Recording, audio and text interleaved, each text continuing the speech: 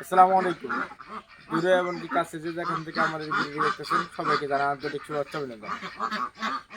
দর্শক, আমাদের হাঁসগুলো এগুলো আপনার দানাদার খাদ্য যেভাবে খায়, পাশাপাশি আপনার শাকসবজি প্রচুর খায়। আমি কমলি শাকটি আমি বাজার থেকে কিনে নিয়ে আসছি। এটি আমি এখন বাইরে দিব। বাইরে দেওয়ার পরে শুধু আপনার শক্ত ডাঁটাগুলো আছে, এই শক্ত ডাঁটাগুলো থাকবে। আর কুমড়ার যে ডাঁটাগুলো আছে এটি সব শেষ করে দিবে। এমনভাবে খাবে এখানে আমি কাঁচা আড়িতে বাঁধে রাখছি, এটা কিন্তু কোনো চিহ্ন নাই। তো বিষয়টা হলো এই হাঁস শাকসবজি প্রচুর খায়। যারা এই হাঁস না পালছেন তারা বুঝতে পারবেন না যে হাঁসটা আপনার কত কি পরিমাণ শাকসবজি খায়।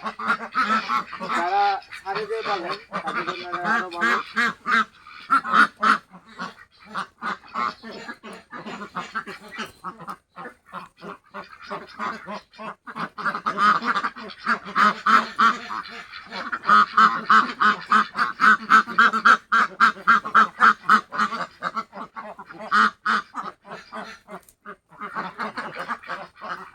বানিয়ে দিলাম খাওয়ার জন্য, খাওয়ার যে সুযোগ সুবিধা হওয়ার জন্য আমি দিলাম। দেখেন এই আমি আজকে অল্প টাকা দিয়েছি, অন্যান্য সময় যাবে একটু বেশি করে দিই, আজকে অল্প আছে এই জন্য আমি অল্প দিয়ে রাখলাম।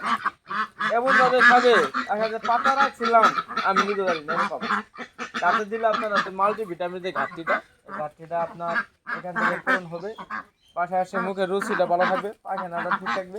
ঘাস খাওয়ালে হাঁস মুরগি অন্য ভালো থাকে। তো আপনারা এই হাঁসটা আপনার ঘাস থেকে সবজি, ঘাস থেকে শুরু করে সবজি থেকে শুরু করে তারপরে লেয়ার রন ধান যা দিবেন সে তাই খাবে। তো খরচ কমানোর জন্য আমরা শাকসবজি আমরা হাঁসকে দিতে পারি। এই হাঁস পালন করলে অবশ্যই একটা লাভজনক একটা হাঁস এই হাঁসটা।